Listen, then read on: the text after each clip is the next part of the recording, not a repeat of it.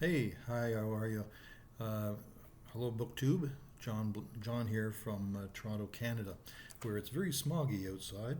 Um, but anyway, it's the forest fires about 1,000 miles up north.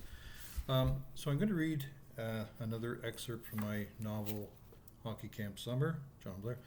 Um, this is chapter 5, so we'll get right to it.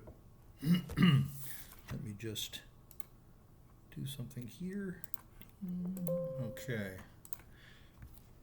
So here we go. This is chapter 5 and Bobby. Bobby awoke in the tacky motel room on the outskirts of Toronto, still steaming over his meeting at the bank the day before. His hand hurt. Had he really punched the wall in the middle of the night? The proof was in his throbbing knuckles and imprinted in the cheap wall's plaster beside the bed with its springs sticking out. Feeling all puffy and rough, he mulled over the phone call he'd made before going to sleep the night before. Yeah, he'd really done that too. Had invited former teammate and all-star Jerry Dunmore to come visit the camp. And the JD accepted. Only now Bobby wasn't so sure he'd done the right thing. After a quick shower, he dressed. That's when the pain in his right knee sparked up again. He hobbled around the small room, gathered his things, and left to check out at the front office. The room was okay? The bald elderly clerk asked from behind the counter. Sure, Bobby replied.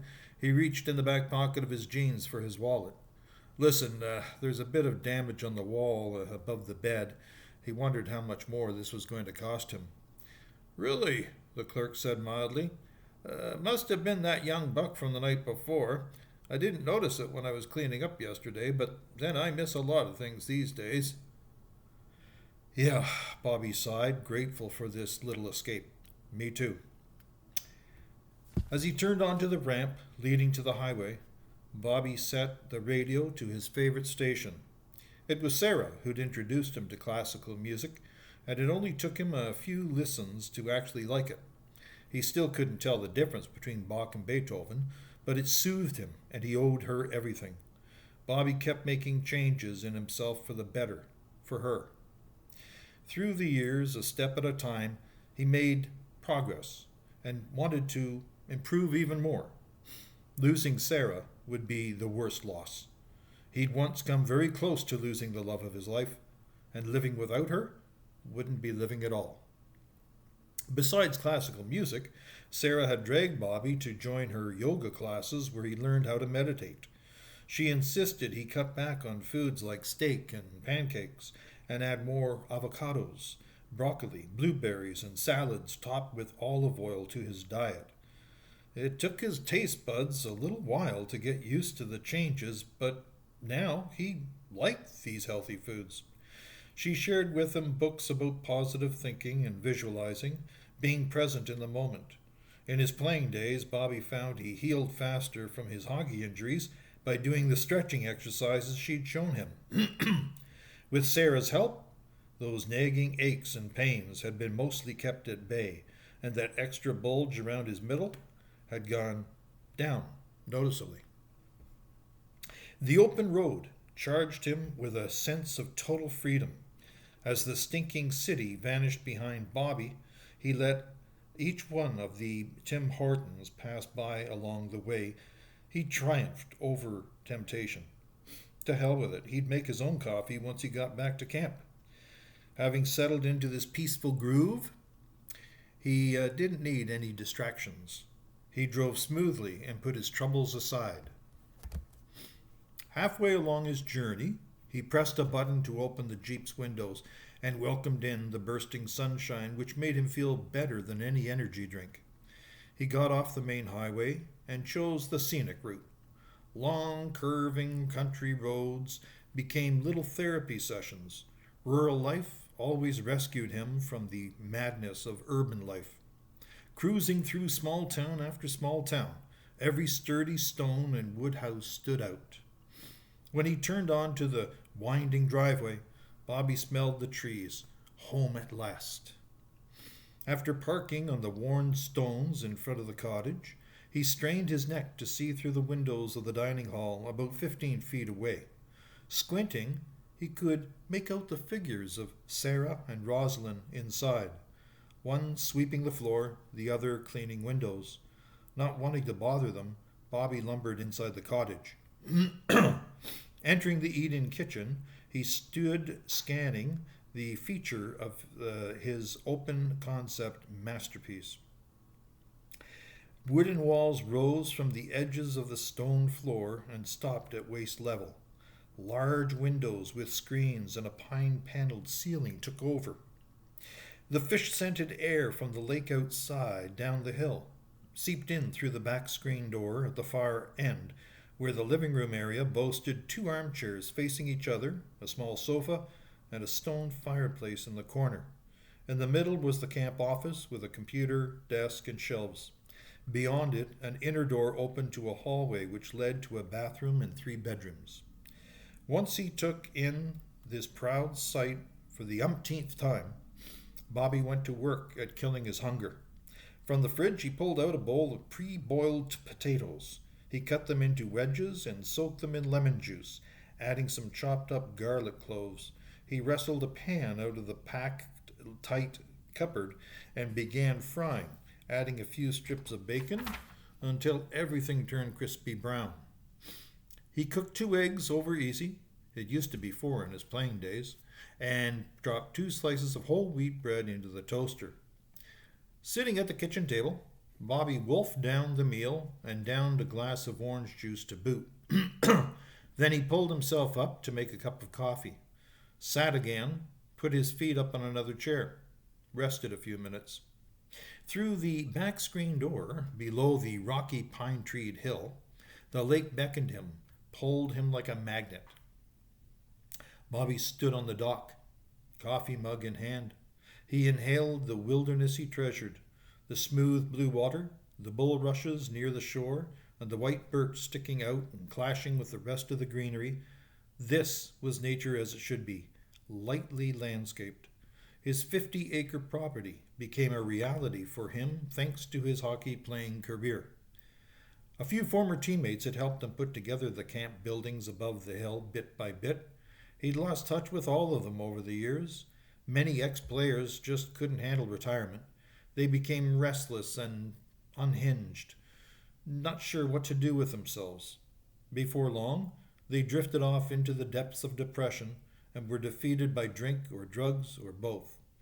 But Bobby had always believed in making plans. While still playing, he set goals for himself, saving his money to buy property where he could one day relish a slower pace. From the hilltop where his cottage was planted, Bobby heard a car door open and shut. He turned his head and looked up, but of course couldn't see a thing through the thick trees and shrubs.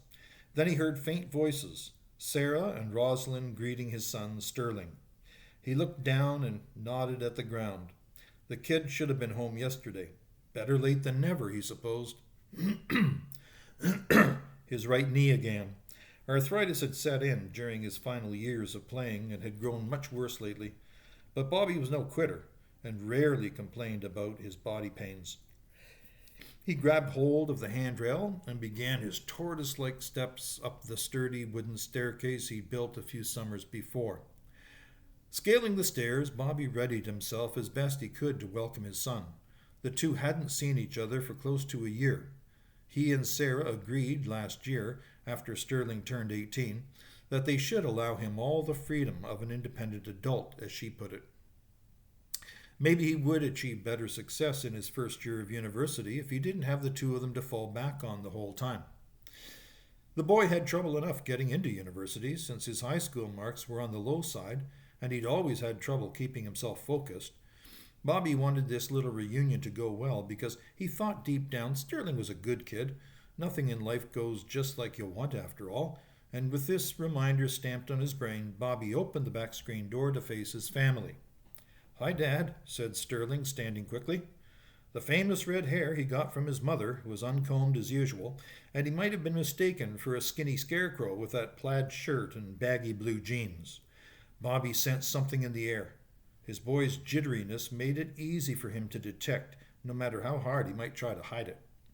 Add to this, Sarah and Rosalind stood huddled nearby, clearly in the know. Sarah's curly hair and gentle face never failed to draw Bobby like a bee to honey. She remained an attractive, fit woman even now in her early 50s. Bobby's full-figured, brown-haired daughter gave him a force to smile. The way the three of them eyed one another. Oh, yeah, they'd been talking over something while he'd been climbing up from the lake. Deciding to go along with whatever game was being played, Bobby walked right over to Sterling and gave him a buddy slap on the upper arm. There he is. He even returned his son's smile. So, what's your grade point average for first year? Bobby, said Sarah cheerfully while rushing over to take his empty coffee mug. He didn't let it show, but her quick kiss on his cheek thrilled him as always. Guess what? She said. I don't know. What? He was pretty sure the subject would be changed for the boy's sake, and soon she proved him right. Sterling says he's going to paint the fence down by the dock today. Isn't that nice? Not biting like some fish in the lake, Bobby remained a rock. How's that nice? Well, it will save your back a lot of pain. Sure, if you say so. He snapped his fingers. Sterling, grades. His son looked down at the floor. Bobby took a couple of steps back and crossed his arms against his chest. Not so great, huh? Dad, he struggled and switched between glancing at Bobby and looking down at the floor again. The thing is, I kind of failed all my courses. Hardly surprised, Bobby frowned anyway. I bet you didn't fail to spend a whole lot of time at the pub, though, did you? Daddy, said Rosalind, let's not have the two of you going off again, please. Sarah nodded. She's right, Bobby. This isn't the time. No, he said. It's never the time to stop our son from living the life of a loser. Okay, I messed up, Sterling burst. You're right. I'm a loser. Are you happy? Bobby stepped closer to his son. And who do you think you're shouting at? Oh, my God, squealed Rosalind. She was breathing in and out unnaturally. I can't breathe. Listen, Roz, said Bobby as kindly as he could muster. This is between your brother and me. You never disappoint me, sweetheart. Now relax. You're scaring her half to death, said Sarah. She rushed over to wrap her arms around Rosalind and cooed in her ear. It's okay, honey. Sterling focused on his sister. Roz? He looked up at his father. What's going on with her? She's fine, Bobby said. No thanks to you. And don't go changing the subject. Dad, listen. Nope. It's my money you peddled down the drain, so you're going to listen to me. Bobby pointed at his son to drive home his message. In September, you're going to start all over again, and if you have to study twice as hard to pass, that's what you're going to do. Got it? Silence. Then quietly, Sterling said, No, I won't. Sarah stared at Bobby. He stared back at her. What? Rosalind squeaked. Did he say? It's no use, Dad. I'll never be a scholar. Bobby's voice became slow and steady. Son, when you were a little boy, I taught you to play hockey. Got you on the best teams, even though the coaches said you were no good. Remember? I'd rather forget. Ha! Bobby threw his hands in the air and gave his wife a look. That's gratitude for you, eh, Sarah? He circled the floor. My fingers are pins and needles, Rosalind whined, and my feet are sweating. Roz, honey, Bobby stopped. That shrink you used to go to, didn't he give you some pills to take when you get like this? Oh, Bobby, said Sarah, pills aren't the solution. Well, look at the state she's in. Everyone turned quiet again. Bobby took a deep breath and then rested his eyes on Sterling. The point is, okay, you're not a hockey player. I get it. But with only high school, what are you going to do? University isn't for everyone, Sarah said. You've done fine without it. I had to fight my way through the school of hard knocks, and I don't want our son to have to go through the same crap I did. I could have ended up on Skid Row. No, I'm going to stop it there because I'm almost up to 15 minutes, which is my running time on here. I haven't got any more room. So I'm going to start another one and finish off this. So we'll call it part 2 of chapter 5. Okay, so hold on.